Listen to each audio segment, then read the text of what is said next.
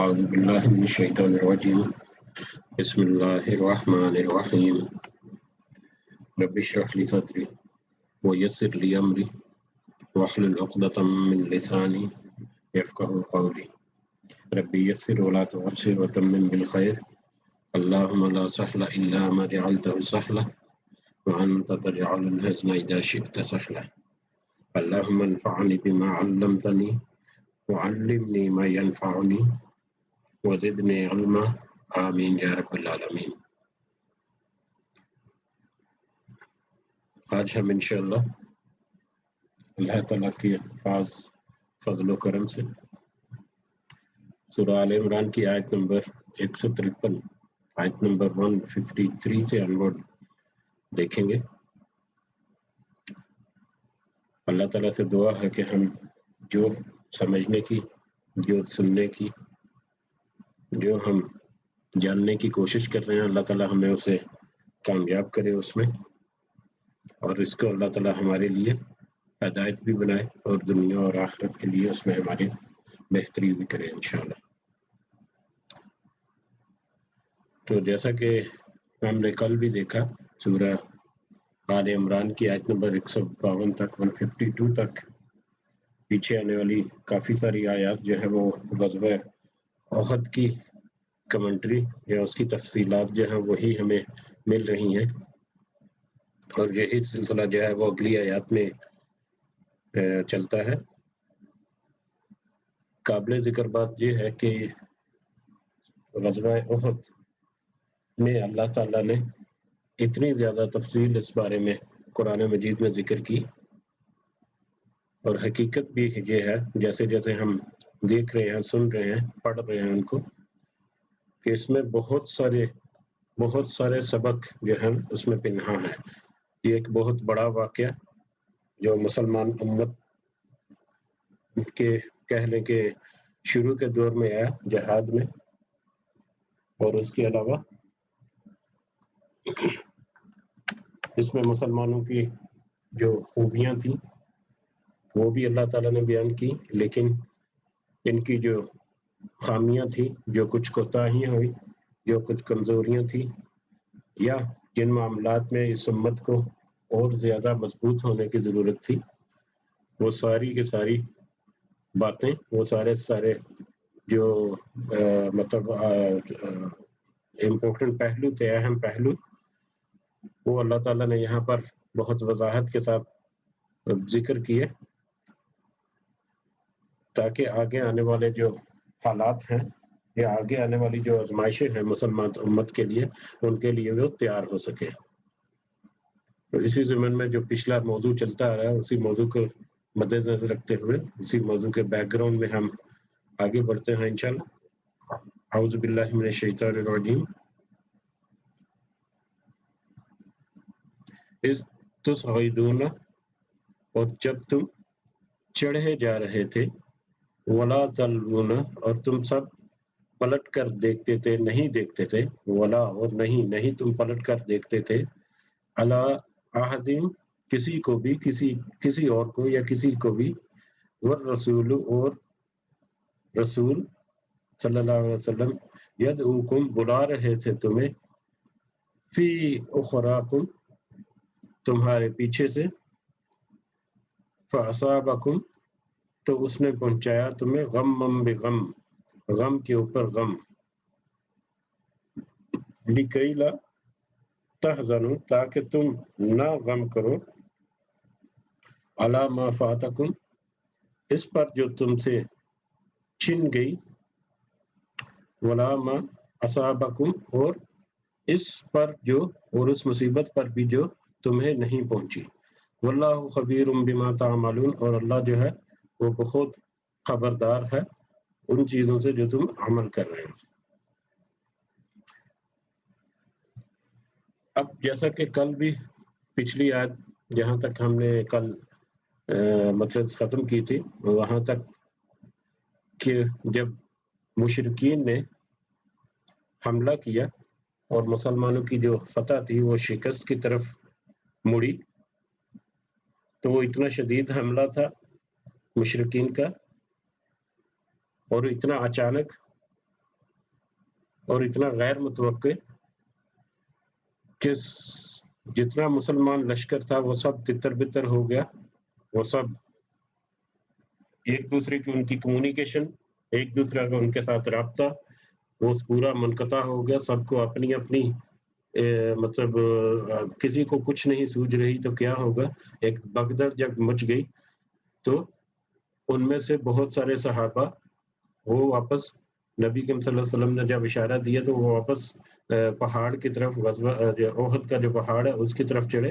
اور بہت سارے صحابہ جو ہیں وہ تو میدان پر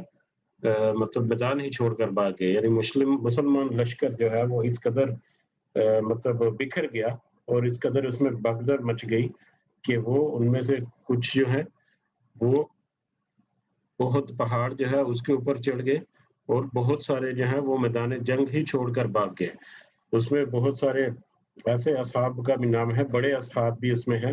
جن کے اوپر بھی آزمائش ہے. ان کا نام ذکر کرنا البتہ ضروری نہیں، لیکن آزمائش اللہ تعالیٰ کی اتنی کڑی اور یہ اتنی اہم مطلب آزمائش جس سے اللہ تعالیٰ نے یہ ایک ایسا انوائرمنٹ یا ایک ایسا ماحول وہاں پر پیدا ہوا جس کو پوری زندگی کے لیے ایک لمحہ فکریہ بنایا مسلم امت کے لیے کہ اس سے ہر وقت ہر دور میں کچھ نہ کچھ اسباق ضرور حاصل کریں. خاص کر اس دور کے لوگ، اس دور کا لشکر جو مسلمانوں کا تھا، جو ابھی تیار ہو رہا تھا، اس کی گرومنگ کے لیے یہ بہت ضروری تھا کہ ایسی چیزیں، ایسے باتیں جو ان کو کبھی بھی آ سکتی تھی، جن کے پیش ان کو پڑھنا تھا فیوچر میں، تاکہ ان کو سامنے ان کے آنکھوں کے سامنے یہ سارا ماجرا ہو جائے جس سے وہ سبق سیکھیں اور آئندہ ایسا نہ ہو سکے. اسی ضمن میں یہاں پر جب کہتے ہیں کہ تقریباً مطلب 1000 کا لشکر جو نکلا تھا مدینہ سے، 1000 میں سے تقریباً 300 کا لشکر جو ہے یا 300 کا ایک گروہ جو ہے وہ تو عبداللہ ابوئی جو ہے وہ اپنے ساتھ واپس لے گیا. وہ منافق تھا جو، اور منافقوں کا ایک گروہ جو چلا گیا. باقی 700 بچے. اب 700 میں سے بھی جب یہ بغدر مچی اور ایسا واقعہ جس پہ ایسا موقع پہنچا تو ان 700 میں سے بھی تقریباً 80 کے قریب تھے، تقریباً 80 کے قریب 70 کے قریب جو ہے وہ تو شہید ہو گئے، بڑے بڑے صحابہ جو تھے وہاں پر. ٹھیک ہے. اور اس کے علاوہ تقریباً 80 کے قریب تھے جو ابھی تک میدان جنگ میں باقی تھے. باقی سب جو ہیں وہ میدان جنگ ہی چھوڑ کر بھاگ گئے. اس قدر وہ وہاں پر بکھر گئے اور اس قدر وہ وہاں پر مطلب عالم ایسا ہو گیا، ایسے بغدڑ کا عالم ہو گیا کہ کسی کو کچھ نہیں سوچ رہا تھا کہ کیا ہو گیا اور کیا کریں کیا نہ کریں. اسی چکر میں بہت سارے جو مطلب لشکر تھا مسلمانوں کا، جب وہ احد کی طرف چڑھ رہا تھا، اس احد پہاڑ کے اوپر چڑھا تھا، تو نبی کریم صلی اللہ علیہ وسلم جو ہے وہ ان کو واپس بلا رہے تھے. اور یہ بھی ایک بہت ہی اہم بات جو یہاں پر ہوئی کہ وہ جو 80 کے قریب صحابہ یا جو لشکر جو ہے مسلمانوں کے جو گروہ جو باقی تھا، جو پہاڑ کے اوپر بھی چڑھ رہے تھے، اس میں بھی تقریباً 10 یا 12 کے قریب لوگ تھے جو نبی کریم صلی اللہ علیہ وسلم کے ساتھ تھے، جنہوں نے ایک انسانی ڈھال بنا کر مطلب نبی کریم صلی اللہ علیہ وسلم کی حفاظت کی. کوئی تیر یا کوئی جو بھی حملہ وغیرہ ہو رہا ہے، نبی کریم صلی اللہ علیہ وسلم کی حفاظت کے لیے تقریباً 10 یا 12 کے قریب ساتھی تھے جو ان کے گرد گھیرا بنا کر ان کی حفاظت کرنے لگے. اور باقی جو ہیں وہ بس مطلب ان کو کچھ پتا نہیں کہ کون بلا رہا ہے اور کیا ہو رہا ہے اور کہاں پر ہو رہا ہے، بس وہ اپنی جان کو بچانے کے چکر میں یا اپنے آپ کو محفوظ کے چکر میں ہی بیک آؤٹ کر رہے ہیں. اور وہ نبی کریم صلی اللہ علیہ وسلم جب ان کو پیچھے سے آواز دے رہے ہیں، جب وہ پہاڑ کی طرف چڑھ رہے ہیں آیت کے پہلے حصے میں، کہ تب جب تم چڑھتے جا رہے تھے، یعنی جب تم پہاڑ پر چڑھ جا رہے تھے تو تمہارا رسول صلی اللہ علیہ وسلم جو نبی کریم صلی اللہ علیہ وسلم وہ تمہیں بلا رہے تھے، پیچھے سے تمہیں آوازیں دے رہے تھے، مطلب رکنے کے لیے یا مطلب حوصلہ کرنے کے لیے یا مطلب واپس جنگ کی طرف آنے کے لیے. تو وہ پیچھے سے آپ کو آوازیں دے رہے تھے. فَأَصَابَكُمْ غَمًّا بِغَمٍّ، تو اس نے پہنچایا، اللہ تعالیٰ نے پہنچایا تمہارے اوپر غم پر غم، یعنی جو بھی تمہارے غم تھے ان غموں میں اضافہ کرتا گیا. پہلے تو ایک تھا جو فتح ہو گیا، نصرت ہو گئی، بڑی خوشی ہوئی سب کو، لیکن اس کے بعد جب وہ نصرت جو ہے، وہ فتح جو ہے وہ شکست میں بدلی یا حالات جو ہے وہ دوسری طرف اختیار کر کے، دوسرا رخ اختیار کر کے، تو پھر ان کے اوپر مسلمان لشکر جو ہے ان کے اوپر غم کے پہاڑ ٹوٹ پڑے کہہ رہے ہیں کہ وہ ایک کے اوپر ایک غم، ایک کے اوپر ایک پریشانی اور تکلیف ان کو دیکھنا پڑی. مطلب ایک تو شکست کی طرف چلے جا رہے ہیں، دوسرا اپنی جان کو بچانے کے لیے اس چکر میں آ کے بہت سارے جو صحابہ ہیں بہت سارے وہ شہید بھی ہو گئے اور بہت ساروں کو کچھ نقصان بھی پہنچا، اور وہ اپنا پورا مطلب ذہنی طور پر اتنی اذیت کا شکار ہوئے کہ یعنی کہ وہاں پر جو حالات اس قدر غمگین ہوئے کہ مطلب ہر بندہ جو ہے وہ اس کے اوپر غموں کے پہاڑ ٹوٹ پڑے جیسے. اور وہ غموں کے پہاڑ کیوں ٹوٹے؟ اللہ تعالیٰ نے یہ ایسی سچویشن جو ہے یہ کیوں مسلمانوں کو دکھائی یا مسلم امہ کو دکھائی اس میں، لِكَيْ لَا تَحْزَنُوا عَلَىٰ مَا فَاتَكُمْ وَلَا مَا أَصَابَكُمْ، تاکہ تم سب غم نہ کرو اس چیز پر جو تم سے چھن گئی اور اس مصیبت پر جو تمہیں نہیں پہنچی. کہ یعنی کہ جیسے ہے کہ مطلب اس کو آگ کی بٹی میں پگھلا کر سونے کو کندن بنا دیا جاتا ہے، جیسے مطلب غیر خالص ناخالص سونا جو ہے، ملاوٹ شدہ سونا جو ہے، اس کو جب بٹی میں ڈال کر آگ میں جلا کر اس کو لکوڈ بنا کر اس کو جب واپس سانچے میں ڈالا جاتا ہے تو وہ ایک کندن تقریباً 100% خالص سونا جو ہے نا اس میں کنورٹ ہو جاتا ہے. تو یہی تھا کہ مسلمانوں کے اوپر غم اتنے ڈھائے گئے کہ ان کو آگے آئندہ آنے والی زندگی میں اگر ان کو کوئی ایسی تکلیف یا ایسا کوئی غم آئے تو وہ ان کے لیے مانی رکھتے کہ یا اس کو وہ بڑی آسانی سے اس کو ٹیکل کر سکیں. اپنی روزمرہ کی زندگیوں میں بھی ہم دیکھیں کہ وہ لوگ جو تجربہ کار ہیں، جنہوں نے زندگی کے بہت نشیب و فراز دیکھے ہیں اور بہت سارے معاملات سے جب ان کو گزر چکے تو اپنی بعد کی عمر میں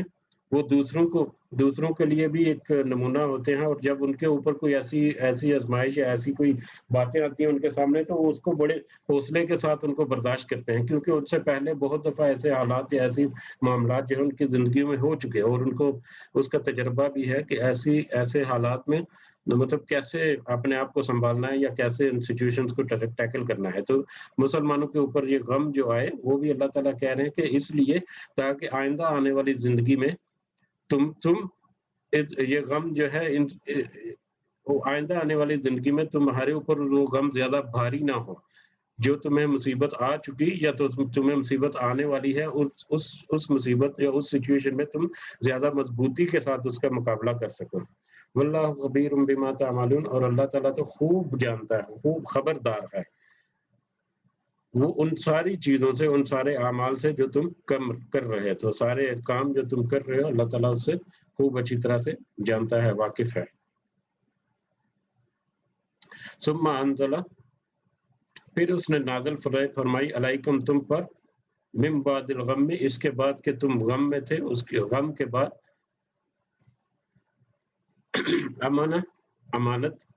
امانت من امن یا تسلی یا اطمینان. پھر اللہ تعالیٰ نے تمہیں اس غم کے بعد، اس جو سچویشن ہوئی اس سچویشن کے بعد پھر اللہ تعالیٰ نے تمہارے اوپر ایک امن یا ایک تسلی جو ہے وہ نازل کیا. نعاس یکشا، اونگ کی شکر ہے، اونگ طاری ہوئی، اونگ کی صورت میں، یا اونگ یا نیند کا جھٹکا جسے ہم کہہ سکتے ہیں، نیند کے جھٹکے کی صورت میں یا اونگ کی صورت میں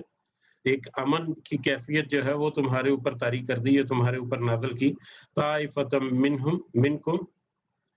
ایک گروہ پر تم میں سے ایک گروہ پر. اس ساری سچویشن کے بعد، یہ ساری بگدڑ ہونے کے بعد، یہ ساری اچانک سے حالات جو ہے خراب ہونے کے بعد اللہ تعالیٰ نے تمہارے اوپر ایک اونگ طاری کر کے تم میں سے ایک گروہ پر، تم میں سے ایک گروہ پر اونگ طاری کر کے یا نیند کا جھٹکا دے کر تمہیں تسلی یا تمہیں امن بخشا یا تمہارے اوپر ایک اطمینان کی کیفیت جو ہے وہ نازل کی. کہتے ہیں کہ جب وہ اس طرح کا معاملہ ہوا اور اس کا طرح بگدڑ مچی تو ان میں سے کچھ لوگ جو ہیں وہ ان کے اوپر اونگ آ گئی، ان کو ایسے لگا جیسے نیند کے جھٹکے، اور اس قدر شدید اونگ تھی وہ کہ ان سے اپنی تلواریں جو ہے نا وہ نہیں تھامی جا رہی تھی. وہ تلواریں پکڑتے تھے تو تلوار نیچے گر جاتی تھی. یعنی جب وہ بیک فٹ پہ گئے اور تھوڑا سا محفوظ پوزیشن میں ہوئے تو اللہ تعالیٰ نے ان پر ایک ایسی کیفیت طاری کی جیسے کہ اونگ آتی ہے کسی کو. اور اگر ہم آپ مشاہدہ کریں اپنی روزمرہ زندگی میں بھی کہ اگر ہم کوئی تھکے ہوئے ہیں یا ہمارے اوپر کوئی تھکاوٹ کے اس طرح سے آثار ہیں، تو کبھی ایسا ہوتا ہے کہ اونگ یا نیند کا تھوڑا سا جھٹکا یا ایک آدھ منٹ کی نیند بھی ایسی پرسکون آ جاتی ہے، ایک نیند کا جھٹکا بھی ایسا آ جاتا ہے جس سے واپس جب نکلتا ہے انسان تو وہ بڑا فریش ہو جاتا ہے، اس کا مائنڈ بڑا فریش ہو جاتا ہے۔ اور میرے ساتھ تو خاص کر ایسا بہت دفعہ ایسا معاملہ ہوا ہے۔ اور مطلب میں اپنا ذاتی تجربہ اگر شیئر کروں تو اب تو ہماری بروکن شفٹ ہے۔ بروکن شفٹ کا مطلب کہ جو جاب ہے میری اس میں اب تو ہماری اسٹریٹ شفٹ ہے، یعنی صبح سے لے کے شام تک ایک ہی شفٹ میں کام کرنا ہے، لیکن پہلے بروکن شفٹ تھی، بیچ میں 2-3 گھنٹے کا گیپ ہوتا تھا، چھٹی ہوتی تھی، تو اس میں بھی بچوں کو لے کے آنا اور واپس آ کے کھانا وانا کھانا، تو ٹائم جو ہے زیادہ نہیں ملتا تھا۔ تو کبھی مطلب اگر 2-4 منٹ یا 2 منٹ کے لیے بھی اگر کئی دفعہ ایسا ہوتا ہے کہ نیند ایسی آئی، ایسی اونگ آئی کہ اس کے بعد اٹھ کر جب واپس تیاری کی آفس کے لیے، تو اس قدر فریش ہوتا ہے بندہ کہ ایسا لگتا ہے پتہ نہیں کتنی دیر سے آرام کیا اور کتنا مطلب پرسکون جسم یا پورا ذہن جو ہے وہ ہو گیا۔ تو یہ عام مشاہدے کی بات ہے، یقیناً آپ نے ایسا مشاہدہ کیا ہوگا۔ تو اللہ تعالیٰ نے ایک اونگ کے ذریعے مسلمانوں کو امن بخشا، یا ان کو کہہ لیں کہ ان کو مائنڈ کو واپس ریفریش کیا، وہ دوبارہ ان کو تر و تازہ کیا، ان میں سے ایک گروہ کو، سب کو نہیں، ایک گروہ کو۔ اور دوسرا گروہ کے ساتھ کیا ہوا، وطائفتن، اور ایک گروہ یا دوسرا گروہ جو تھا، قد اہمتہم، تحقیق فکر پڑی تھی ان کو، انفسہم، اپنی ہی جانوں کی، یظنون، وہ سب گمان کرتے تھے، باللہ، اللہ پر، غیر الحق، کی نہ حق، ظن الجاہلیہ، جاہلیت جیسا گمان کرتے تھے وہ۔ کہ ان میں سے ایک دوسرا گروہ بھی تھا جس کو صرف اپنی ہی جانوں کی فکر تھی، اور وہ اللہ کی یہ جو معاملہ ہوا اس معاملے کے بارے میں اللہ پر وہ ناحق قسم کی جاہلیت والی باتیں جو ہیں ان کا گمان کرتے تھے۔ اب دوسرا گروہ سے یہاں پر کیا مراد ہے؟ ایک تو ہمیں پتا ہے کہ عبداللہ ابئی کے ساتھ تقریباً 300 لوگ جو ہیں وہ تو واپس پلٹ گئے جو منافق تھے۔ ان کے علاوہ کچھ اور منافق یا کچھ اور لوگ کمزور مطلب ایمان کے لوگ جو باقی تھے، جو ابھی اس میں تھے، لشکر میں تھے، جو واپس پلٹ کر نہیں گئے، تو اللہ تعالیٰ نے ان کو یہاں پر بھی وضاحت کر دی کہ وہ صرف وہی 300 لوگ نہیں، اس کے علاوہ اور بھی ہو سکتے ہیں جو تمہارے گروہ میں ابھی بھی موجود ہیں، ٹھیک ہے۔ تو منافق کے بارے میں تذکرہ کر چکے۔ منافق ایک ایسا خطرناک دشمن ہے جس کو پہچاننا بہت مشکل ہے۔ ایک کھلے عام دشمن جو ہے، جس نے کھلا طور پر اپنا اظہار کر دیا، وہ تو سامنے کھڑا ہے، آپ کی اپوزٹ صف میں کھڑا ہے، اور اس کو بڑے آسانی سے پہچانا جاتا ہے، اور جو بھی مقابلہ کرنا ہے، اس کے ساتھ جو بھی معاملہ کرنا ہے، وہ تو بہت واضح ہوتا ہے۔ لیکن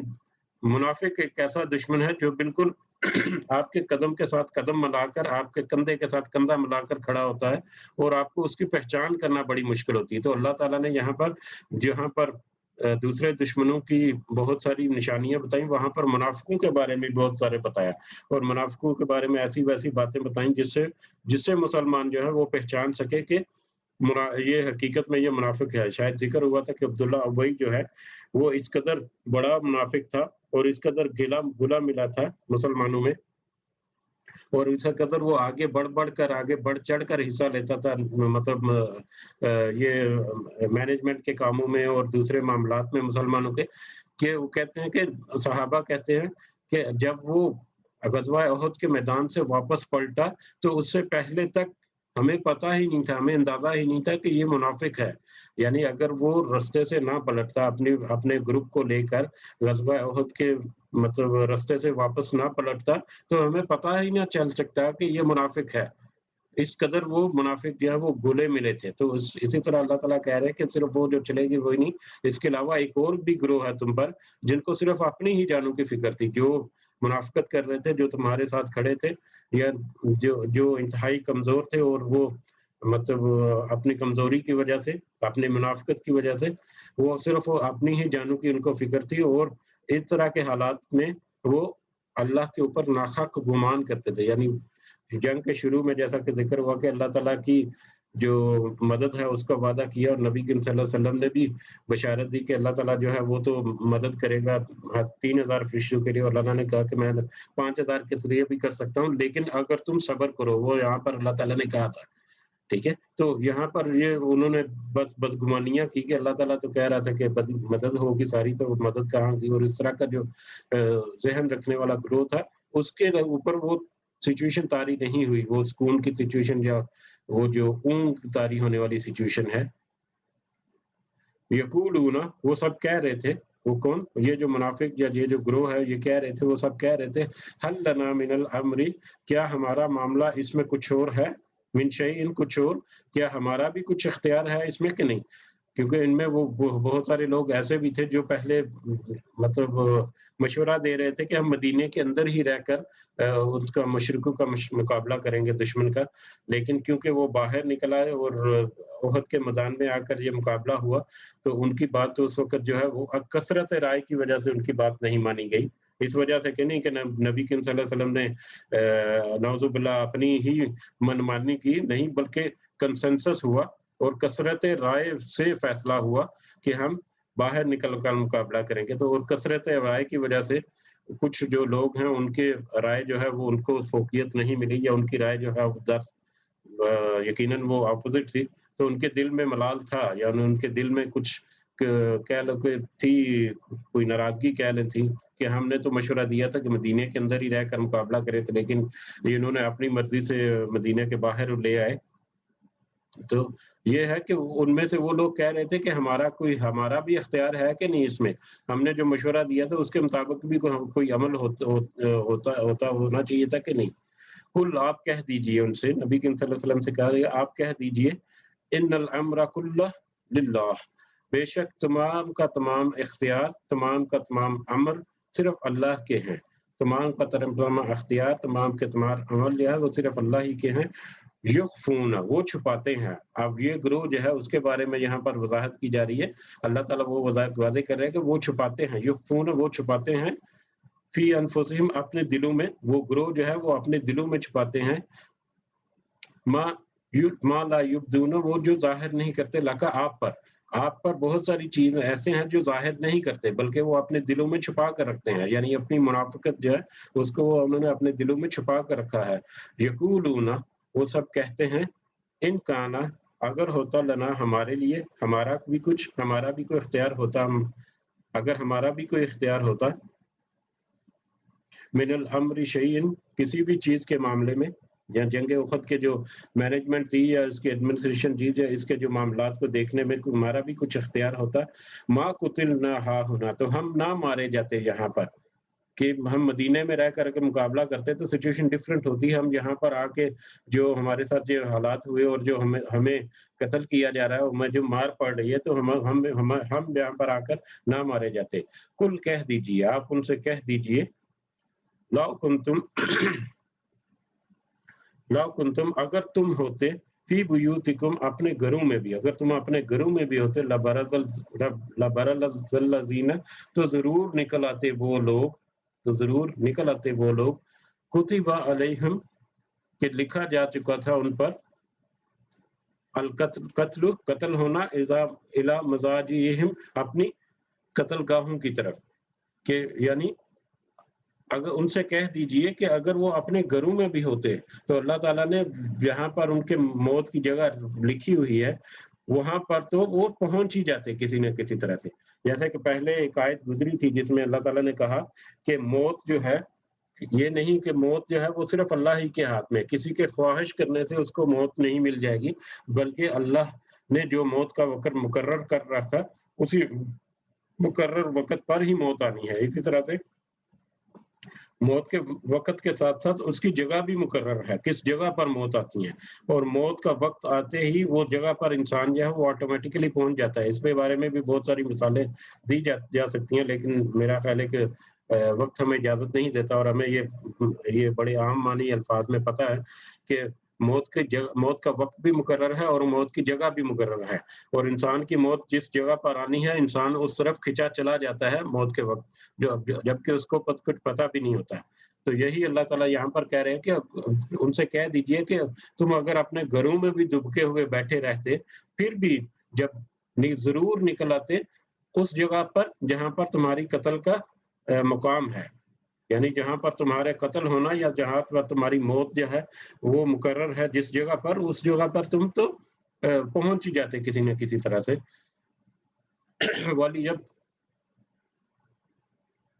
وَلِيَبْتِيَ اللَّهُ، اور تاکہ اللہ پرکھے۔ ایک اور حکمت اللہ تعالیٰ نے یہاں کی کہ یہ جو سچویشن پلٹی اور یہ جو غم کے اوپر غم دیے اور یہ جو آزمائش اللہ تعالیٰ نے مسلمانوں کے اوپر ڈالی، اس کی ایک اور حکمت یہاں پر ہے وَلِيَبْتِيَ اللَّهُ، تاکہ اللہ تعالیٰ پرکھے ما فی صدورکم، جو تمہارے سینوں میں ہے، جو تمہارے دلوں میں ہے، وَلِيُمَحِّصَ، اور تاکہ وہ پاک کر دے ما فی قلوبکم، جو تمہارے دلوں میں ہے، تمہارے سینوں میں ہے۔ اللہ تعالیٰ کی ایک حکمت یہ بھی تھی کہ تمہارے دلوں میں جو کوئی اگر کمزوری ہے، تمہارے دلوں میں اگر کوئی کمی ہے یا کوئی کجی ہے یا کوئی اس طرح کے معاملے ہیں جو مطلب سخت سچویشن میں آ کر بے اختیار، کبھی ایسا ہوتا ہے کہ انسان جو ہے وہ بڑا مطلب مومن ہوتا ہے، مومن سے مراد کہ بڑا وہ مطلب پازیٹیو نظریات رکھنے والا بندہ ہوتا ہے، لیکن جب اچانک اس کے اوپر کوئی غم ٹوٹ پڑے یا کوئی مصیبت آ جائے تو وہ بے اختیار، اپنے اختیار کے بغیر ہی کچھ نہ کچھ ایسے کلمات اس کے منہ سے نکل سکتے ہیں یا کچھ ایسی سچویشن کو ٹیکل نہیں کیا ہوتا کبھی، تو وہ مطلب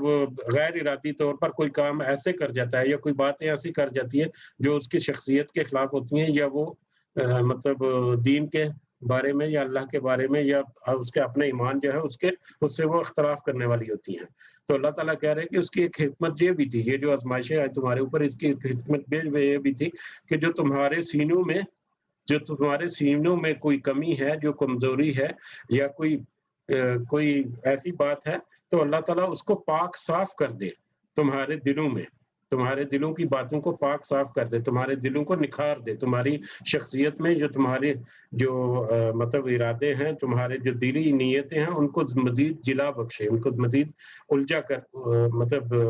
اجالا کر دے، صاف ستھرا کر دے۔ واللہ، اور اللہ تعالیٰ علیم، خوب جاننے والا ہے، بذات الصدور، جو کچھ سینوں کی باتیں ہیں، جو کچھ سینوں میں ہے، جو کچھ دلوں میں ہے، جو کچھ دلوں میں چھپی ہوئی باتیں ہیں، اللہ تعالیٰ ان کو خوب اچھی طرح سے جانتے ہیں۔ ان الذین تولوا، پھر بے شک وہ لوگ جو پیٹ پھیر گئے، جیسا کہ ابھی ذکر ہوا تھا کہ کچھ لوگ جو ہیں وہ تو غزوہ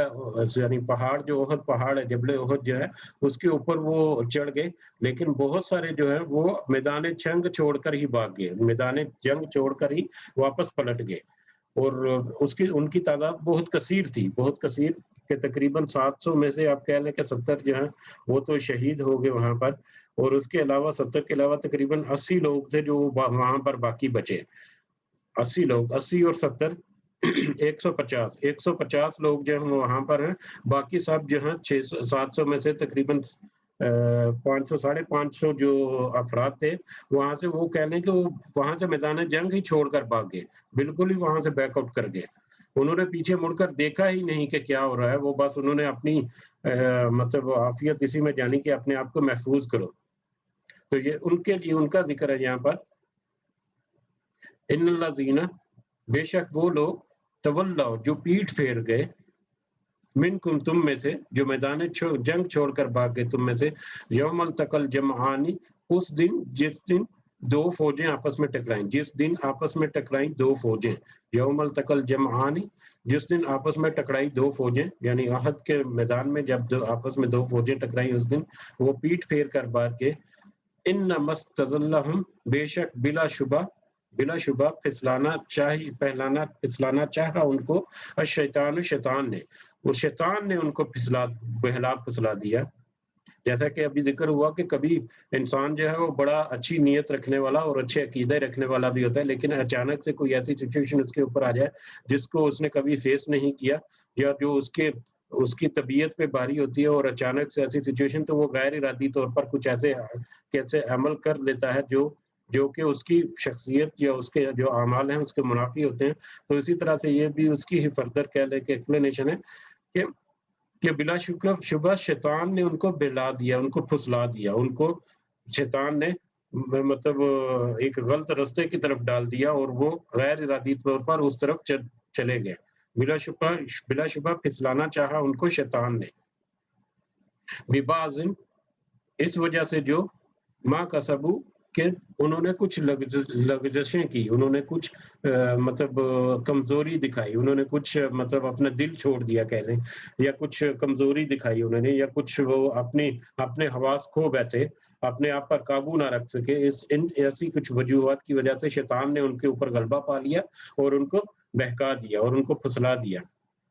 وَلَقَدْ اور البتہ تحقیق، یہ بہت اہم آگے جملہ اللہ تعالیٰ کہہ رہے ہیں، البتہ تحقیق عفا اللہ عنہم، درگزر کر دیا اللہ تعالیٰ نے معاف کر دیا ان کو. ان اللہ غفور حلیم، اللہ تعالیٰ جو ہے وہ بہت بخشنے والا اور نہایت بردبار ہے.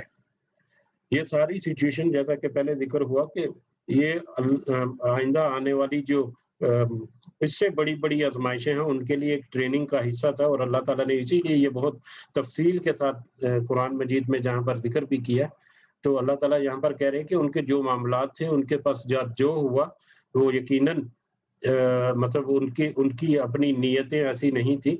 ان کے اپنے ایمان، ان کا اپنا عقیدہ ایسے نہیں تھے، لیکن وہ سچویشن ایک ایسی پلٹ گئی اور ان میں سے اکثریت جو ہے وہ پہلی دفعہ ایسی سچویشن فیس کر رہے تھے. تو اللہ تعالیٰ نے یہ ساری سچویشن کو سامنے رکھتے ہوئے ان کو معاف کر دیا،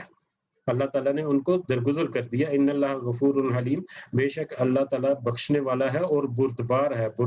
ہے، حلیم ہے. وہ ڈھیل بھی دیتا ہے، وہ موقع بھی دیتا ہے، وہ وقت دیتا ہے تاکہ اپنے آپ کو رجوع کرے. تو یہاں پر حلیم سے یہ بھی ہے کہ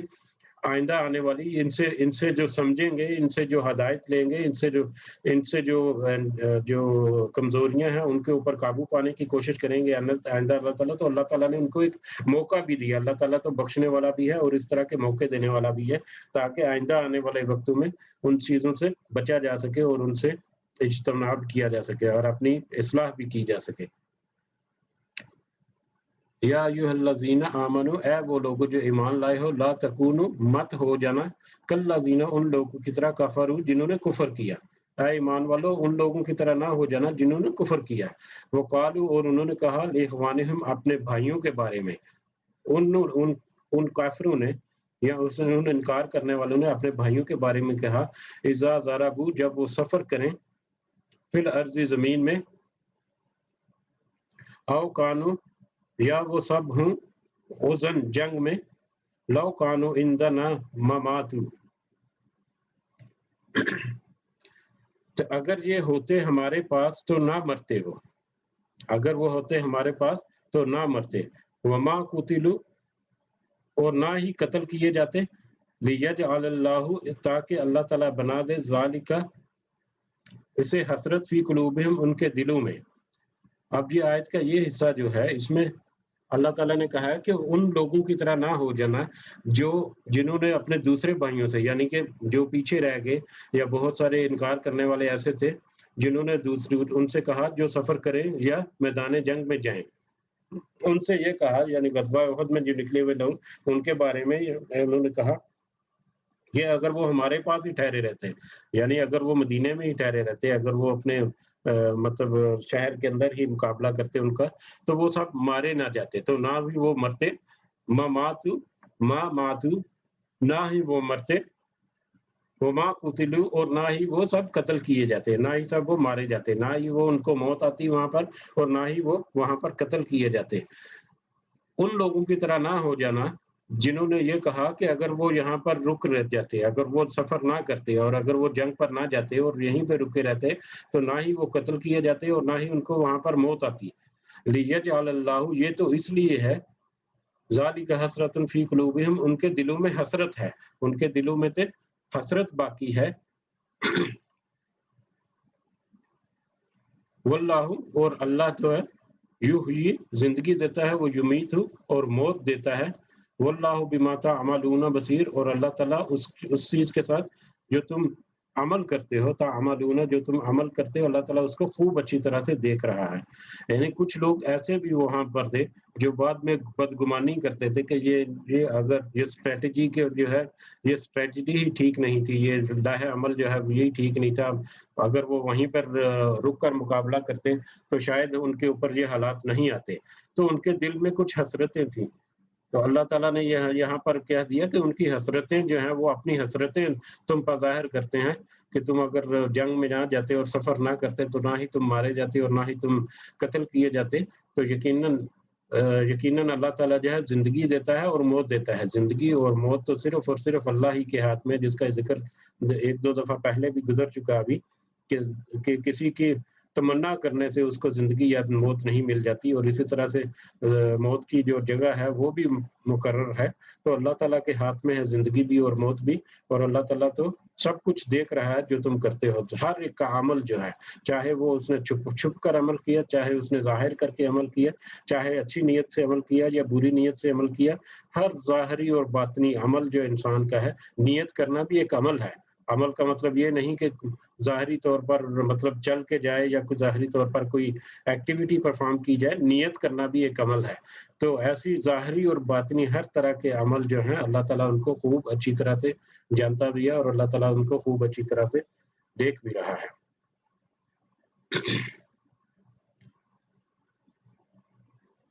سبحان ربک رب العزت عما یصفون وسلام علی المرسلین والحمد للہ رب العالمین. ربنا تقبل منا انك انت السميع العليم وتب علينا انك انت التواب الرحيم. سبحانك اللهم وبحمدك اشهد ان لا اله الا انت استغفرك واتوب اليك. جی اگر اس میں کچھ کوئی ایڈ کرنا چاہ رہے تو اس میں آپ بتا دیں.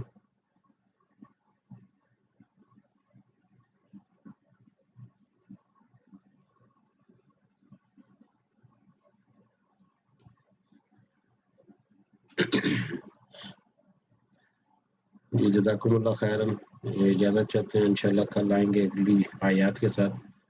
اور ان آیات میں پنہا بہت ساری چیزیں ایسی ہیں جن کو بیان کرنے میں بھی تھوڑی سی احتیاط کرنی پڑتی ہے، کیونکہ وہ اللہ تعالیٰ نے ایک ایسی آزمائش مسلمانوں پر ڈالی، اور اس آزمائش کو کوٹ کر کے بہت سارے مختلف نقطہ نظر سے لوگ جو ہیں وہ بیان کرتے ہیں. اور یقیناً اللہ تعالیٰ نے جو آزمائش دی مسلمانوں کو، ان کی ٹریننگ کے لیے اور ان کی آئندہ آنے والے حالات کو ٹیکل کرنے کے لیے تھی. کیونکہ اس میں کچھ نام بھی ایسے آتے ہیں جس کا ذکر ہے. اور پھر اللہ تعالیٰ نے بہت واضح انداز میں، ہم نے آخری سیکنڈ لاسٹ آیت میں پڑھا کہ اللہ تعالیٰ نے ان کو معاف فرما دیا. اور جب اللہ تعالیٰ نے ان کو معاف فرما دیا تو یقیناً ان کے رتبے میں اور ان کی حیثیت میں اور ان کی شان و شوکت میں کسی قسم کا ذرہ برابر بھی فرق لانا ممکن نہیں ہے. کیونکہ اللہ تعالیٰ کی طرف سے یہ ایک آزمائش تھی جو مسلمانوں کو آئندہ آنے والے حالات میں مطلب کام آنے کے لیے تھی، اور مسلمان کی امت کو کندن بنانے کے لیے تھی. جیسا کہ ذکر ہوا کہ بٹی میں ڈال کر، جیسے آزمائش میں ڈال کر، آگ میں ڈال کر سونا جو ہے اس کو خالص کر لیا جاتا ہے، اسی طرح سے اللہ نے ایک آزمائش میں ڈال کر اپنی مسلم امت جی تھی اس وقت، اس کو ایک سبق سکھایا. اور اس کے سارے جو اچھی چیزیں تھیں اور جو ان کی کمزوریاں تھیں اور جو ان کے کچھ مطلب ایسے معاملات ہیں وہ کھول کر واضح اسی لیے کر دے کہ آئندہ آنے والے بڑے بڑے مارکے جو ہیں ان میں ان کی اصلاح رہ سکے اور ان میں ان کو سبق بھی مل سکے. اور یقیناً جس طرح سے یہ واقعہ ہوا، اس طرح سے واقعہ ہمیں بعد میں آنے والی جنگوں میں بھی کہیں نہیں ملتا. اور یقیناً مسلمانوں نے اس وقت اس سے بہت سبق پکڑا اور ان سے انہوں نے بہت سیکھا. اسی کا نتیجہ تھا کہ مسلمان جو ہے وہ مزید مضبوط ہوئے، مزید متحد ہوئے، اور انہوں نے آئندہ آنے والے جو واقعات تھے یا آئندہ آنے والی جنگوں میں بہت شاندار کامیابیاں بھی عطا کی. تو اللہ تعالیٰ ہمیں اس کی صحیح معنوں میں فہم اور صحیح معنوں میں ہمارے اوپر اس کی جو اثر ہے وہ بھی کرے. اسی دعا کے ساتھ اجازت چاہتے ہیں. وما علینا الا البلاغ. السلام علیکم ورحمۃ اللہ وبرکاتہ.